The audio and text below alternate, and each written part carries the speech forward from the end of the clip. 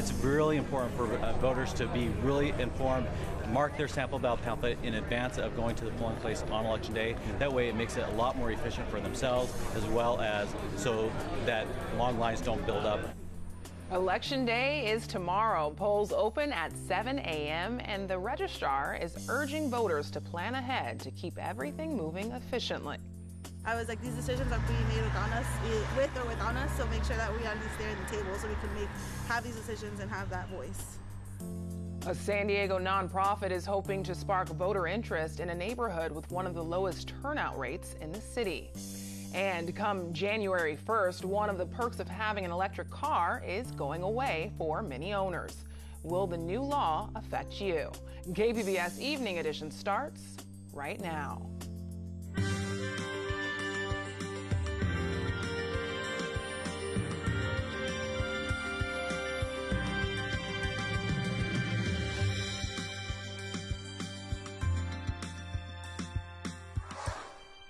Good evening and thanks for joining us. I'm Ebony Monet. Russian meddling in the 2016 election and politicians falsely citing rampant voter fraud have some people worried about the integrity of tomorrow's election. This according to recent CNN and Associated Press polls. KPBS reporter Matt Hoffman says local authorities are working to put minds at ease. This commission is tasked with the sacred duty of upholding the integrity of the ballot box. After President Trump was elected, he claimed millions of people voted illegally. His administration set up an advisory commission on election integrity to look into the claims, but it was disbanded by Trump in January. It's unclear what, if anything, it found. Still, in April of this year, the president was pushing the idea that voter fraud is widespread. In many places, like California, the same person votes many times. You probably heard about that. They always like to say, oh, that's a conspiracy theory. Not a conspiracy theory, folks. Millions and millions of people. In San Diego County, the U.S. Attorney's Office for the Southern District of California appoints an election monitor to look into potential voter fraud and voting rights abuses. I can't speak to his specific statement, but I can tell you that we have not received any reports this year, and we have received some referrals that we've looked into, and we have not found evidence of widespread multiple voting. San Diego County Registrar of Voters Michael Vu echoed those comments. There has been never a huge amount of any level of systemic voter fraud in our county. The Southern District doesn't deny voter fraud or intimidation is taking place, but believes it's on a small scale. Places in different parts of the country, and it depends on what kind of fraud is going on. A lot of times it is fraud in anticipation of election, whether they're bribing voters to vote for a particular candidate, or perhaps ballot box stuffing. The U.S. Attorney's Office is working closely with the FBI, state investigators, and the County Registrar of Voters during the midterm elections. To report election fraud and voting rights violations, you can contact the U.S. Attorney's Office locally at 619-546-8413 or the FBI locally at 858-320-1800. Matt Hoffman, KPBS News.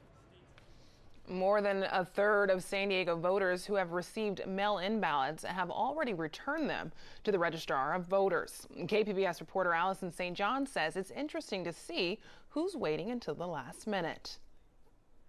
The Registrar of Voters sent out 1.2 million mail-in ballots, and he says 440,000 of them have been returned so far.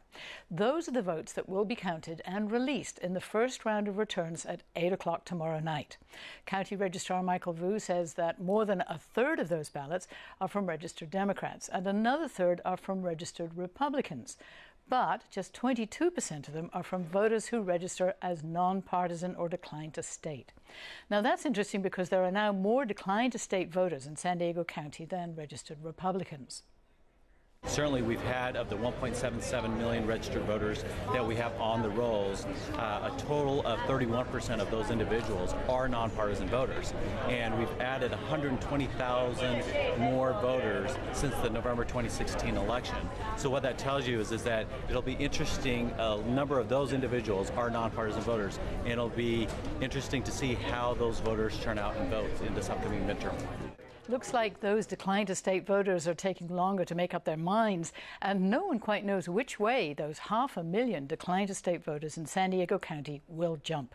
In some of the closer races tomorrow, those more unpredictable ballots could be the deciding votes. Allison St. John, KPBS News. Community organizers want to build on the turnout they saw in a low-income San Diego neighborhood during the primary election. KPBS reporter Taryn Minto says the nonprofit Mid-City Can hopes to get 2,500 City Heights residents to vote this election. We're just talking to our voters here in City Heights because we wanted to make sure you all go out and vote. College graduate Rosa Alascuaga Vidal walks the neighborhood where she grew up, reminding residents to vote. One last push to make sure everybody goes out, and thank you so much for deciding to vote. The University of San Francisco alum is sharing polling locations, ballot information, and a passionate plea about what's at stake this election day. I was like, these decisions are being made with or without us, so make sure that we are at least there in the table so we can have these decisions and have that voice. Precincts in City Heights had some of the city's lowest turnout rates during the last midterm election. Not home. But the community is making gains. Mid-City Can says the number of City Heights residents that voted in this year's primary was almost the same as those who cast a ballot in the 2014 general election. Lascuaga Vidal and other volunteers are hoping their efforts to turn out 2,500 residents will add to the momentum, especially young voters. We have a powerful voice, and people need to realize that they need to help us and invest in the young people so that we could not become cynical to the process. The Get Out the Vote efforts are part of a larger plan to establish long-term voting habits and give the community a bigger platform, even outside the election cycle. Karen Mento, KPBS News. Bye. Mid-City Can is funded by the California Endowment, which also supports City Heights reporting here at KPBS. Don't forget, it's Election Day tomorrow. If you need last-minute help with your ballot, check out our voter guide at kpbs.org. And tomorrow night, we'll have special election night coverage starting at 10 here on KPBS. Evening edition will not be on at 5 and 6:30. That's so we can bring you the election special from PBS NewsHour. That starts at 5, and we'll have election updates throughout the night. A Mission Valley Elementary School is warning parents about water tests showing high levels of lead. The San Diego Unified School District says the high levels were detected at Fletcher Elementary. It's in one case, the lead levels from a cafeteria faucet was 9 times higher than district standards. A total of 6 water fixtures are now off limits. The district is working on a fix. In the meantime, students will be provided bottled water. Currently in California, drivers of electric vehicles can use the carpool lanes even if they're alone. But KPBS reporter Priya Sridhar says that's about to change. We've all been there, stuck in San Diego traffic. And it's even worse when you're in a rush or trying to get to work. That's when ideally riding in a high occupancy vehicle lane could make your life a little bit easier. Tyson Siegel has been driving his Chevy Volt in the HOV lanes by himself for the past 6 months. The nice thing is that the HOV lane sticker initially got someone interested in purchasing this vehicle. He's one of thousands of California drivers who are able to drive in the HOV lanes because of a Department of Motor Vehicles incentive program that gives drivers of clean air vehicles decals to use the lanes. Over half our greenhouse gas emissions are coming from tailpipe emissions. So moving people into public transit and electric vehicles are a priority for our state. The incentive to drive in the HOV lane was the largest incentive for somebody to buy an electric vehicle beyond the social responsibility. And so it was clear that that was meaningful for folks in order to purchase an electric vehicle. But now almost 220,000, including Siegel, will lose their decal January 1st, thanks to a new law changing the list of zero to low emission vehicles eligible for the sticker. It absolutely will make my commutes longer. It'll make things a little less convenient for me. Even though the HOV lane would be great to continue to have, it's something that I still have all of the benefits of an electric vehicle. It's more fun to drive. It is less expensive to drive. Not all electric car drivers are as neutral about the rule change. Elaine Borseth will lose the decal on her Tesla in January, too. I'm not happy about it. It's kind of infuriating to some electric vehicle owners that I've driven 90,000 electric only miles, and then somebody who has a 16-mile electric range is now going to be able to be in the HOV lane, and I'm not. But California lawmakers say the rule change was necessary to get a new demographic of California drivers to buy clean air vehicles. It was never meant to be a permanent incentive, but an incentive that would help get people into electric vehicles, get people purchasing them, looking at them, and that's what, at some point it has to sunset. The California Air Resources Board helped draft the list of zero to low emission vehicles eligible for the new red decals. You can get those decals now, and they're valid until 2022. Some more recently purchased clean air vehicles with an old green or white decal will also qualify to change those to the new red sticker. Some vehicles that were purchased in 2017 or 2018, or vehicles that got issued a decal in 2017 or 2018, are eligible to apply and get that HOV lane access extended to January 1st of 2022. While both Borseth and Siegel will lose their stickers this January, they say they're happy they'll gain new fellow clean air drivers on the roads. Priya Sridhar, KPBS News. Nearly 30,000 brain scientists are gathered at the San Diego Convention Center this week. KPBS health reporter Susan Murphy says the researchers are sharing ideas about how the brain works and how to treat brain disease and injuries. Neuroscientists from around the world are presenting their latest research on the brain and nervous system at the Society for Neuroscience's annual convention. We're really unlocking a lot of the mysteries of the brain at this point in time. Frances Jensen is chair of the Society's Public Education and Communications Committee. She says immunology and gene therapy are two of the big topics this year that have seen exponential breakthroughs. The cutting edge research that even hasn't been published yet, so it's very exciting for us.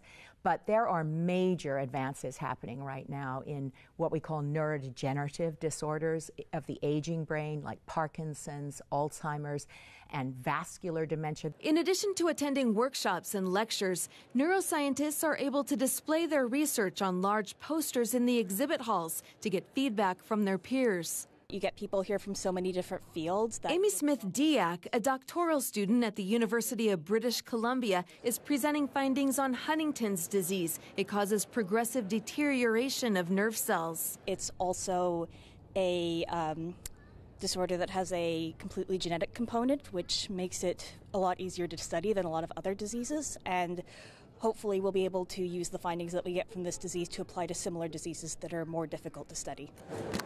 Christopher Knapp is a doctoral student from New Jersey. He's presenting research on traumatic brain injuries. He says the convention is helping him refine his work. So I was really interested in what everyone else is doing and meeting connections and comparing how can we incorporate what they do in our model and vice versa. Nearly 14,000 research projects are on display during the 5-day conference. Susan Murphy, KPBS News. Cited for unsafe conditions at its Old Town facility, SPAWAR invited contractors and developers to the complex today. KPBS military reporter Steve Walsh says the Navy is looking for a partner to build a new facility. Parts of SPAWAR date back to World War II. The cavernous warehouses were used to manufacture bombers. Rear Admiral Yancey Lindsay, who commands the Navy Region Southwest, concedes the Navy's high-tech hub has to be rebuilt. The 21st century warfare and the electronic systems, information technology, cyber warfare stuff that these folks work on, we need some 21st century facilities. He says the Navy is open to any idea. That facility can be built on site. It can be built somewhere else in the San Diego. We're not tied to this site.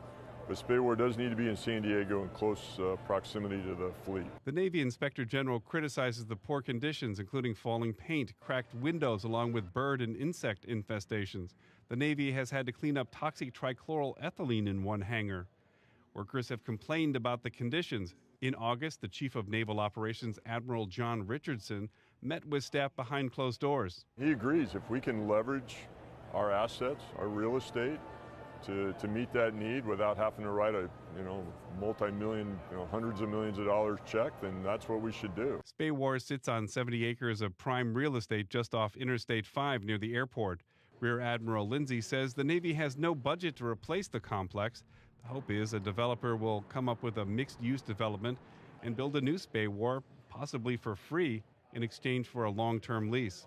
Ideas are due December 14. Steve Walsh, KPBS News. I'm Judy Woodruff. Tonight on the NewsHour, on the day before the election, candidates sprint toward the finish line, trying to get out the vote. Coming up at 7 after Evening Edition on KPBS. The Supreme Court will not be ruling on a California law that restricts carrying concealed handguns in public. The justices rejected an appeal today from Sacramento residents who say they were unfairly denied permits. The complaints allege that a prior Sacramento sheriff arbitrarily awarded permits to his friends. The state urged the court to reject the case, noting a new sheriff has changed the permit policy. Jury selection begins in New York for the trial of Mexican drug leader Joaquin Guzman, known also as El Chapo. Security is tight at the federal courthouse in Brooklyn and include heavily armed officers and bomb-sniffing dogs. The judge is keeping the jury a secret to protect them from intimidation. Guzman has pleaded not guilty to smuggling, money laundering, and other charges. Trial is set for later this month. An undocumented immigrant transitioned from journalism to activism. Former Washington Post reporter Jose Antonio Vargas writes about it in a new memoir. It's called Dear America, Notes of an Undocumented Citizen. He shares his personal take on immigration with KQED host Thuy Vu. And Jose Antonio Vargas joins me now to talk about his new book. Welcome. Thank you so much for having me. It's been 7 years since you announced that you were undocumented in a New York Times Magazine essay. And since then, you've produced documentaries, you've appeared in numerous interviews. Why did you decide to write a memoir now? I actually didn't. Originally, I wanted to write a book about global migration. According to the UN, there's 258 million migrants in the world. And I wanted to understand, what is the human right of people to move? What does that look like? And then the election of Donald Trump happened, and I was living in downtown LA, and the building manager, I was living there for like 2 years at that point, texted me a few days after the election and said, "We're not sure we could protect you if ICE showed up in the apartment. You may want to move out." So then that's when I had to kind of face the reality that I've been here 25 years, I can get detained and deported at any point. That must have been a tough message to absorb. And then yes, it was, but it kind of forced me to do something that I never want to do, which I think people don't want to do, which is like mental health, right? Like, how do you actually feel what this is? I've been so busy running away from it, I think, and juggling so many things. I don't have to deal with it. So that's, you know, the book, as you know, is structured lying, passing, and hiding, right? And so the book is really about what the psychological toll is of being in this country as a quote-unquote illegal alien, according to President Trump. And for those who don't know your story, your mom put you on a plane from the Philippines heading to the U.S. to live with your grandparents when you were 12. You didn't know you were undocumented until you were 16 and tried to get a driver's license. In your book, you write just really candidly and sometimes heartbreakingly about your deep alienation from your grandparents. And you write, quote, "The America they dreamed for me was not the America I was creating for myself." I had to really try to understand why they did what they did. And when I was a kid, when I was 16, I didn't understand any of it. They smuggled me here. They paid somebody $4,500. They had all the fake papers. My grandfather, I grew up in Mountain View, as you know. And so my grandfather thought, I come here, I work at the flea market on Berryessa Road as a janitor, and then I would marry a woman who's a U.S. citizen, and poof, right? But their thinking was I would work an under-the-table job. I would live kind of this under-the-table life. And you did not want that life. I did not want that. I didn't want it because I thought I wanted to exist. I didn't want to just be invisible, right? And I think for me, that was like the number one thing. The moment I found out I was here illegally, I didn't want to surrender to what that was. You blame the media, too, for some of the hurt and some of the misperceptions. You're very critical about how mainstream media has covered immigration. Where do you think the media has failed? I think, and I think I'm critical of it because journalism is sacred to me, right? Like it was the first thing I ever thought of myself. You worked for the Washington Post. I worked at the Chronicle, just a few blocks that way, right? And so journalism is very important to me. What we do is very important to me.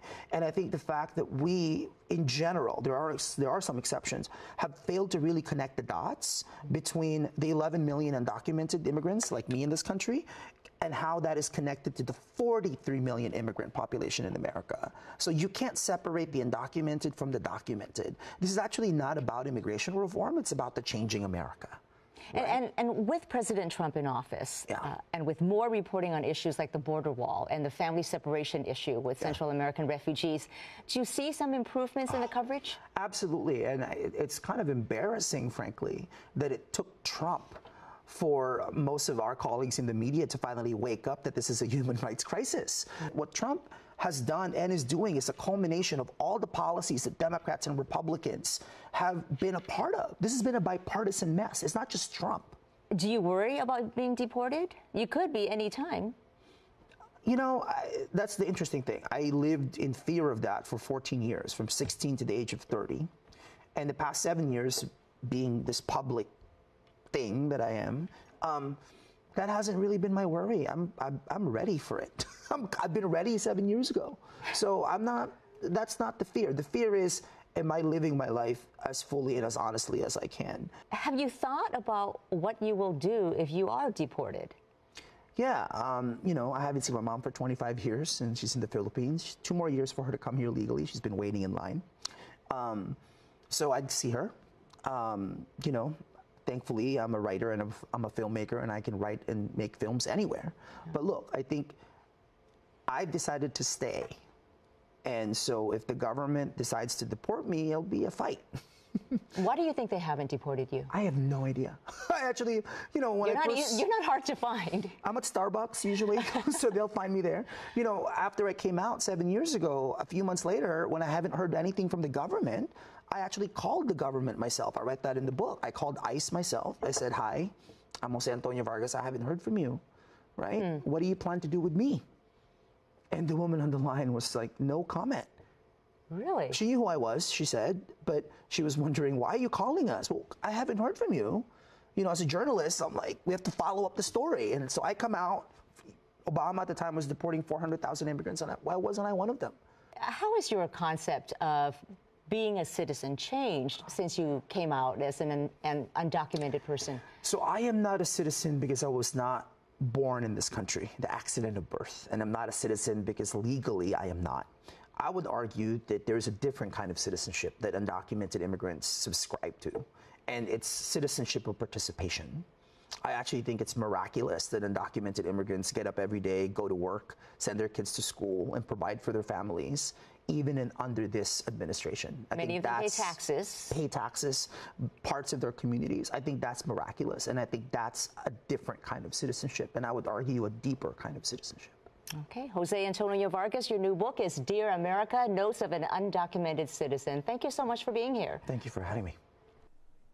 Sunny, dry conditions for much of San Diego, and some areas may see a warm-up by the end of the week. Erin Calandra has more in tonight's forecast. Good evening. I hope you had a wonderful beginning of the work week. Things are pretty quiet here in San Diego County and really all of the Southwest. Not much going on. We do have an onshore flow, so we are seeing extra clouds around the coast in the morning time, breaking up for the sunshine, just as we typically see here. But the overnight lows in the metro around 59 degrees. It's going to become pretty foggy in the interior areas. Ramona at 46, Mount Laguna at 47 degrees, and clearing out again as morning approaches. Here we are with our Monday forecast. No rain in sight. It is going to remain beautiful around here for everyone in the Southwest. Now tomorrow, temperatures right around average. San Diego sunny at 71, Chula Vista at 71 as well. Ramona coming in at 77, and in Borrego Springs very comfortable at 86 degrees with lots of sunshine. We have this dry flow coming on down from the north by midweek, and the winds, they're going to change. So we're going to go from an onshore flow to an offshore flow. That means fewer clouds, more sunshine, and temperatures, well, they will be on the rise. Take a look at this. Along the coast, we start off at 69 even on Wednesday with some fog, but by Friday, we are talking up to 81 degrees. That will be above average by nearly 10 degrees. Inland, we're going to be in the mid-70s, getting up to 85 on Friday with plenty of sunshine. And in the mountains, we're in the 60s, and it's actually getting a bit cooler by the end of the week. We're going to drop down to the 50s with windy conditions on Friday. Those Santa Ana winds are going to be kicking up moderately in spots. In the deserts, well, we are going to see temperatures in the 80s all week. A bit windy again on Friday, but plenty of sunshine, pretty nice conditions. For KPBS News, I'm Erin Calandra. Back to you. Now here's a look at what we're working on for tomorrow in the KPBS newsroom. On Morning Edition, the House races to watch on Election Day. Plus, we'll hear about the hopes and fears of American voters. And on Midday Edition, another look at voter turnout in San Diego County. We check in with the Registrar of Voters tomorrow on KPBS Radio. You can find tonight's stories on our website, kpbs.org/evening edition. Thanks for joining us. Have a great night.